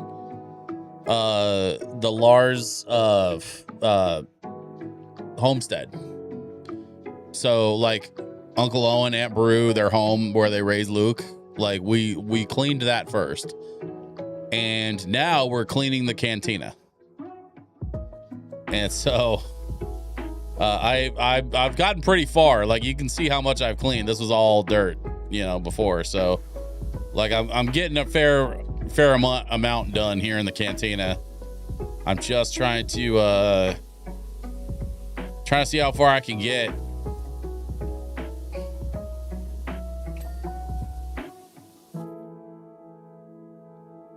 Oh, playing into the stream time. Yeah.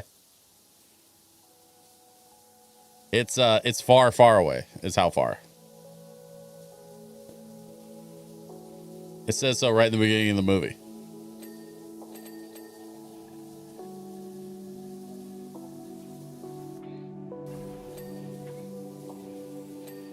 It's not just regular far, it's far.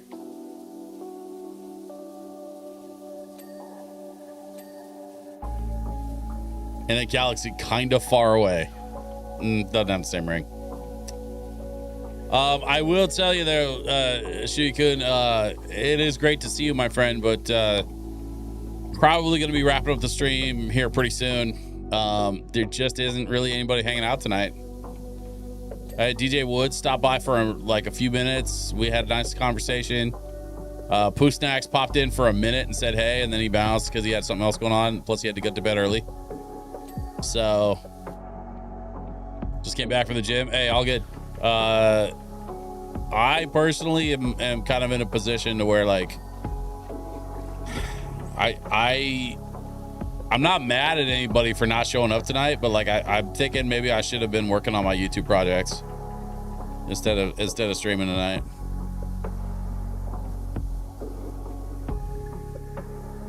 Streaming, you know, streaming like this, especially like streaming consistently, is, you know, its own amount of work. It doesn't look like work because I make it look so easy. But you know, level of effort aside, it is certainly time consuming. 2 hours is 2 hours is 2 hours, you know what I mean? So I don't know. I'm kind of like, that's kind of where my head's at right now. I'm feeling like maybe I should be working on YouTube stuff instead of working on Twitch stuff. Maybe that just makes more sense for me to spend my time on it.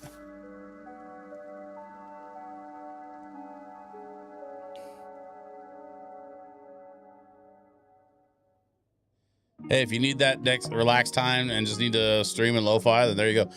That's fair. That's a very fair point. You know, this, like, I've kind of said all along, like, a lot of this streaming stuff, I do it just as much for me as I do it for y'all. And I love the lo-fi music, and God knows I love Star Wars Powerwash Sim, so.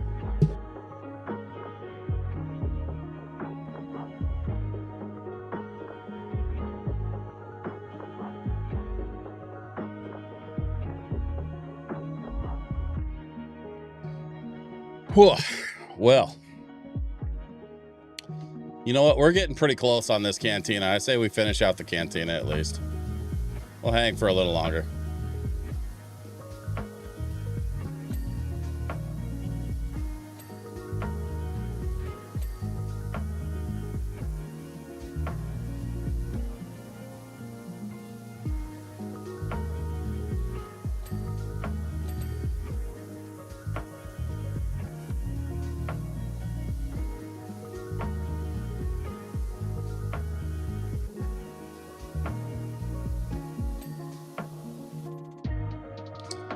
Is a new DLC? Yes. So this came out yesterday. This is the Star Wars DLC for Powerwash Sim 2. So we are power washing locations and vehicles and stuff within the Star Wars universe. And it's something they announced back in May for like May the 4th weekend. They made the like reveal announcement. And I've been basically waiting since May for this to come out finally. And it just dropped yesterday. So like I knew instantly that what I was going to be streaming tonight.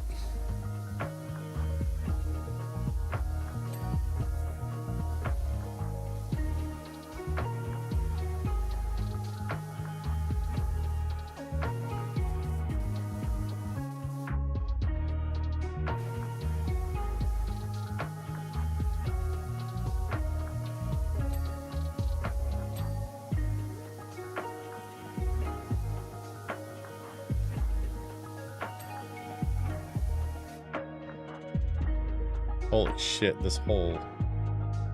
Okay.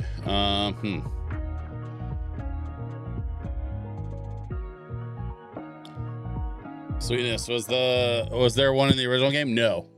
I mean, there was DLC in the original game, but not Star Wars. The original game had Back to the Future DLC, which is actually pretty fucking great. I also had Tomb Raider DLC and some Warhammer DLC. I think there was a little bit of Final Fantasy something or other in there. And then it had a bunch of like add-on missions for like the main Powerwash game. That wasn't like a licensed DLC. It was like just their own thing or whatever. So like there was DLC in the first game, but not Star Wars DLC. This is the first Star Wars drop they've had. And so, you know, we like I jumped on it ASAP. The Back to the Future DLC in the first game was so good though. You get to wash the Doc's van, and then you get to wash the DeLorean, and then like you go like to the future and wash the movie theater that's showing like Jaws 23 or whatever with the holographic shark. from Back to the Future 2. You also get to watch the clock tower. And then the whole thing wraps up with you going and washing the time train from the end of Back to the Future 3. Which, like, getting an up close and like personal look at the time train and watching all the different like components and stuff is super wild and so much fun.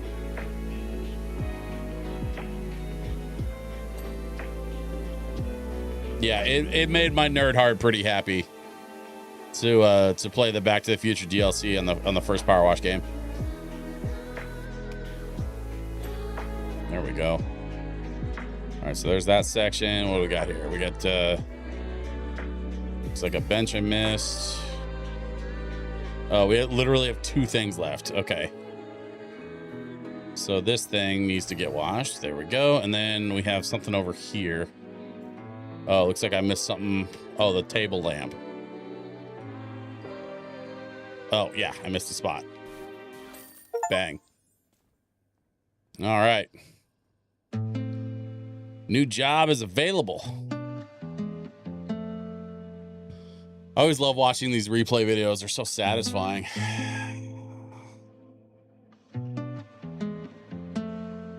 So good. ISB Officer 414. Droid, you have been commandeered under suspicion of espionage. We think you might be one of the droids we're looking for. Even if you're not, we'll find a use for you. All right. And now we get to go watch at Icefall Plains on Hoth. Holy shit. Except there's a problem. I gotta wrap the stream. I am not starting this tonight. We got through the first 2 just to get here. And I think we need to stop here. So, yeah. Next time we stream, we're gonna get into the AT-AT and some of the other like Star Wars stuff, because we've got more Star Wars levels to go. I know about at least 2 other levels besides this one. Maybe there may be more, but there's this AT-AT level, and then there's at least 2 more, if not more than that. So BJ Meadows, and they do lawn cleaning and pressure washing for free. TikTok videos. Yeah. I'm familiar with the videos, the time-lapse videos, the whole cleaning process. Yeah. Doesn't he also do lawn care, like trimming and like lawn mowing services? Yeah. No, and he like goes around and just like offers to do it for free if they let him shoot a video, which I think is just an amazing, like, that's an amazing thing that he does. They ask the neighbors first. Yeah. No, I'm very familiar with their work on TikTok. It's good stuff. It's real good stuff. But that's gonna do it for me, I think, for tonight. We're gonna stop there.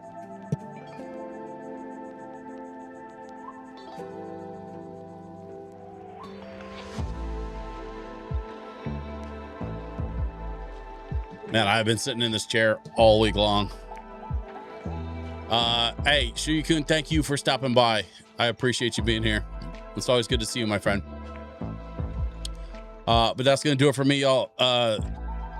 Shout out to Shuyukun. Shout out to Pooh Snacks and to DJ Woods for stopping by tonight.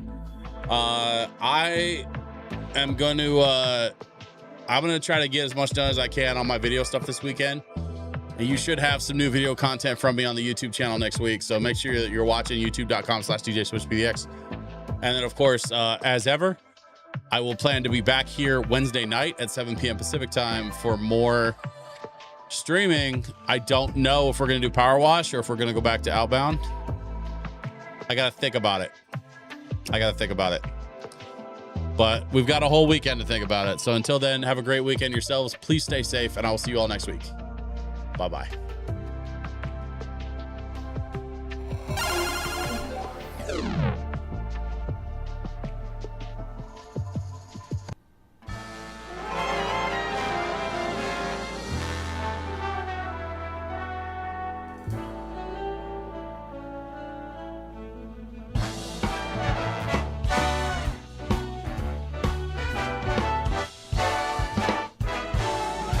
this was a triumph.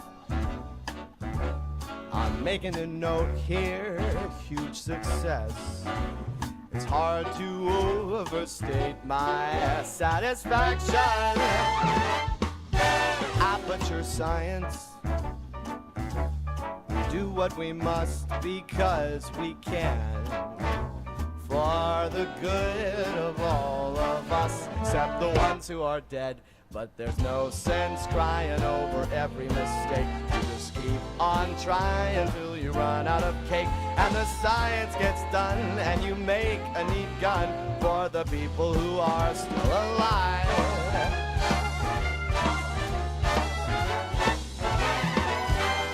I'm not even angry. I'm being so sincere right now. Even though you broke my heart and killed me, tore me to pieces, and threw every piece into a fire. As they burned, it hurt because I was so happy for you. Now these points of data make a beautiful line. And we're out of beta, we're releasing on time. So I'm glad I got burned to think of all the things we've learned for the people who are still alive.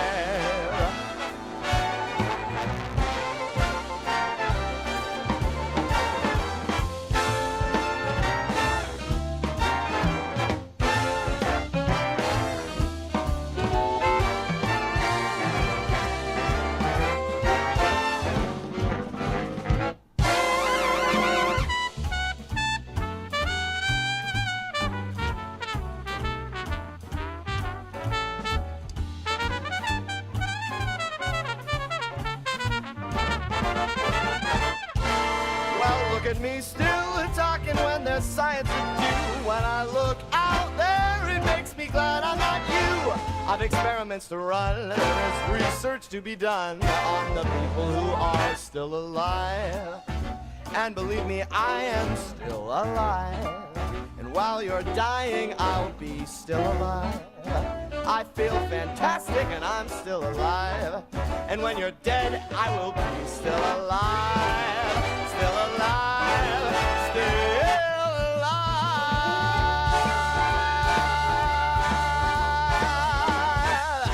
I'm still alive, baby.